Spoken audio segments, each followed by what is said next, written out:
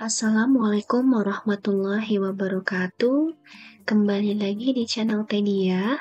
Nah, untuk video kali ini saya sharing terkait dengan penyusutan, yaitu penyusutan atas biaya perbaikan harta berwujud. Nah, di sini masih terkait dengan PMK 72 tahun 2023 ya. Nah, langsung saja ke pembahasannya. Nah, biaya perbaikan ini bisa dibebankan langsung dan juga bisa dikapitalisasi. Nah, jika dibebankan langsung, ini adalah untuk aset dengan masa manfaat kurang dari 1 tahun. Jadi nanti langsung dijadikan biaya dan masuk ke dalam profit and loss ya. Nah, jika dikapitalisasi, ini bisa dijumlahkan ke nilai sisa buku fiskal. Nah, kapitalisasi ini bisa menambah atau tidak menambah masa manfaat. Jadi nanti bisa dilihat ya di contoh soalnya. Nah, selanjutnya, jika tidak menambah masa manfaat, perhitungan penyusutannya ini atas hasil penjumlahan pada nilai sisa buku fiskal sesuai sisa manfaat fiskal harta tersebut. Nah, jika menambah sesuai dengan sisa manfaat fiskal ditambah dengan tambahan masa manfaat akibat perbaikan, paling lama sesuai masa manfaat kelompok harta tersebut. Nah, kecuali ini untuk bangunan permanen ya. Ini dapat sesuai dengan masa manfaat yang sebenarnya berdasarkan pembukuan wajib pajak. Nah, langsung saja kita ke contoh soal. Nah, di sini ada contoh soal tanggal 10 Oktober 2023 membeli 1 unit laptop sebesar 7 juta rupiah. Nah, untuk menambah kecepatan langsung dibelikan memori internal dengan tambahan harga 1 juta. Nah, laptop ini termasuk dengan kelompok 1 dan disusutkan selama 4 tahun ya. Nah, di sini bisa lihat di tabel ini ya, harga perolehan awal 7 juta. Nah, karena ini langsung dibelikan memori internal, maka ini ada tambahan biaya sebesar 1 juta. Sehingga harga perolehannya menjadi 8 juta rupiah. Nah, untuk tahun yang pertama di tahun 2023, ini kita harus proporsional dulu ya, dari bulan Oktober, kemudian November dan Desember, jadi 3/12. Nah, kita susutkan dengan tarif 25% karena apa? Itu 100% dibagi dengan 4 tahun ya. Kemudian dikalikan dengan 8 juta. Sehingga penyusutannya per tahun di 2023 itu Rp500.000. Dan NBV-nya atau nilai sisa buku yaitu 8 juta dikurangi dengan 500.000. Sehingga hasilnya Rp7.500.000. Nah, untuk di tahun 2024 dan juga 2025 dan 2026, ini kan sudah full ya 1 tahun penyusutannya, jadi 25% langsung dikalikan dengan 8 juta, yaitu penyusutannya 2 juta per tahun ya. Jadi nilai book value-nya di tahun 2024 5.500.000, ini dari 7,5 juta dikurangi 2 juta, 5.500.000, kemudian 2025 3.500.000, dari 5.500.000 dikurangi 2 juta, dan 2026 menjadi 1,5 juta, dari 3,5 juta dikurangi 2 juta. Nah, di tahun 2027, nah ini kan masih ada ya 9 bulan ya, dari Januari sampai dengan September, maka kita proporsionalkan juga 9/12 dikalikan dengan 25% dan dikali dengan 8 juta, sehingga hasilnya 1,5 juta. Nah, sehingga net book value-nya di tahun keempat itu habis ya, 0. Nah, gimana? Masih bingung atau sudah jelas? Jika ada pertanyaan, silahkan komentar ya. Kemudian saya lanjut ke contoh soal berikutnya. Nah, di sini masih 10 Oktober 2023, dia membeli satu unit laptop seharga 7 juta, tapi setelah 3 tahun digunakan sering hang dan ternyata ada penambahan memori internal sebesar 1,5 juta. Nah, dengan penambahan memori ini, laptop itu bisa digunakan 2 tahun lebih lama dari manfaat awal. Nah, jadi pertama 4 tahun, kemudian udah 3 tahun berjalan nih, masih ada sisa 1 tahun, maka ditambah 2 tahun itu masih 3 tahun ya, masih ke dalam masuk kelompok 1. Jadi belum melebihi ya, tidak melebihi umur ekonomisnya. Nah, langsung saja kita hitung harga perolehannya yaitu 7 juta. Nah, pada tahun 2023-nya ini kita proporsional ya, 3/12 kemudian dikali dengan tarif 25% dikali dengan 7 juta sehingga hasilnya 437.500 dan net book value-nya 6.562.500.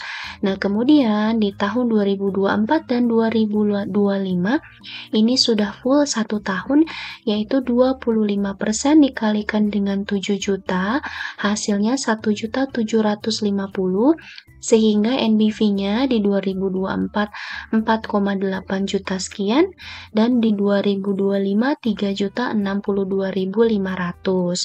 Dan di tahun yang ketiga nih ya 2026 ini kita proporsionalkan ya karena dari Januari sampai dengan September dikali 25% dikalikan dengan 7 juta dapatnya 1.312.500 sehingga NBV-nya 1.750.000. Nah, di tahun ketiga ini sudah digunakan 3 tahun, ini ada biaya penambahan memori internal 1,5 juta sehingga nilai asetnya menjadi 3.250.000. Nah, sudah ditambahkan ya dengan memori internal. Lalu kita hitung di 2026 itu dari bulan 3/12 ya, dari Oktober, November, Desember itu kita kalikan dengan 33%. Kenapa? Karena ini kan sisa umurnya tinggal 3 tahun ya. Tadi kan awalnya 4 tahun, sudah digunakan 3 tahun, maka sisa 1 tahun ditambah dengan penambahan memori 2 tahun, jadi 1 ditambah 2 tahun menjadi 3 tahun. Sehingga tarifnya itu 100% dibagi 3 tahun, yaitu 33,33%. Nah, ini kan pembulatan ya. Nah, kemudian 33% ini kita kalikan 3/12, kemudian dikalikan dengan nilai aset yang baru 3.250.000 sehingga mendapat 270.833 dan NBV-nya menjadi 2.979.167. Dan di tahun keempat dan kelimanya yaitu pada tahun 2007 dan 2028 ini full 1 tahun ya, 33% dikalikan dengan 3.250.000, dapatlah 1.083.000 sekian, dan NBV-nya di 2027 1.895.000 sekian, dan 2028 812.500. Nah, di tahun 2029 itu di Septembernya yaitu 9/12 karena Januari sampai dengan September 9 bulan per 12 bulan dikalikan dengan 33% dikalikan dengan 3.250.000 sehingga hasilnya 812.500 dan ini habis ya di tahun 2029. Mudah ya? Mudah dong. Nah, langsung saja kita ke contoh soal yang terakhir. Nah, di sini sama nih 10 Oktober 2023 membeli satu unit laptop sebesar 7 juta setelah 2 tahun digunakan sering hang dan ternyata motherboardnya rusak dan harus diganti. Nah, harga pergantian motherboard ini sebesar 3 juta. Dengan penggantian motherboard ini, laptop bisa digunakan 3 tahun lebih lama dari manfaat awal. Nah, ini kalau kita hitung-hitung melebihi ya umur ekonomis kelompok harta ini. Jadi awalnya adalah 4 tahun, setelah digunakan 2 tahun, sisa 2 tahun. Nah, kemudian dengan ada pergantian motherboard, jadi ada penambah usia 3 tahun menjadi 5 tahun ya. Tapi tidak boleh melebihi 5 tahun karena umur ekonomisnya paling banyak atau maksimal itu 4 tahun. Maka ini kita menggunakan 4 tahun ya maksimalnya. Nah, langsung kita ke perhitungannya. Pertama, harga perolehannya adalah 7 juta. Di tahun 2023 ini 3/12 ya proporsional. Kemudian tarifnya yaitu 1 per berapa? 100% dibagi dengan 4 tahun, 25%, maka hasilnya 437.500. 3/12 dikali 25% dikali 7 juta. NBV-nya 6.562.500. Nah, kemudian di tahun 2024 ini full ya 1 tahun. Jadi 25% dikalikan dengan 7 juta, dapatnya 1.750.000. Sehingga NBV-nya 4.812.500. Nah, di tahun 2025 ini kita proporsional ya, karena sudah dipakai 2 tahun. Nah, 9/12 dikalikan dengan 25% dikalikan dengan 7 juta, dapatnya 1.312.500. Sehingga NBV-nya 3,5 juta ya di tahun kedua. Setelah tahun kedua. Nah, ditambah dengan perbaikan motherboard 3 juta. Nah, sehingga total asetnya menjadi 6.500.000. 3,5 juta ditambah dengan 3 juta. Nah, di tahun 2025 ini masih ada ya 3 bulannya, Oktober, November sampai dengan Desember. 3/12 dikalikan kita 25% ya, karena kan maksimalnya 4 tahun tetap, jadi 100% dibagi dengan 4 menjadi 25%, dikalikan dengan 3/12 dikali dengan 6,5 juta dapat 406.250, sehingga NBV-nya di 2025 6.093.750. Nah, untuk tahun 2026, 2027, 2028 ini tarifnya sama ya, setahun 25% dan juga full penyusutannya 1 tahun, sehingga 25% dikalikan dengan 6,5 juta. Hasilnya 1.625.000.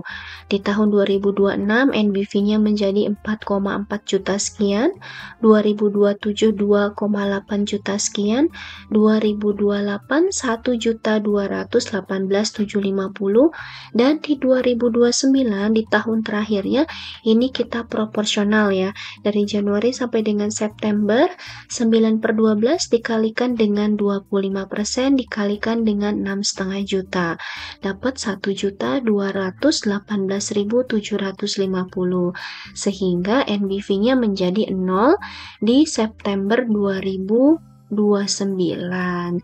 Nah, mudah ya untuk perhitungannya. Nah, jadi intinya jika ada penambahan pergantian biaya perbaikan dan melebihi masa manfaat umur ekonomis itu tidak boleh ya. Jadi harus sesuai dengan umur ekonomis kelompok aset tersebut maksimal. Kecuali bangunan permanen ya, seperti yang pernah saya share juga videonya. Nah, itu saja untuk penyusutan atas biaya perbaikan. Jika ada pertanyaan, silahkan komentar. Terima kasih. Wassalamualaikum warahmatullahi wabarakatuh.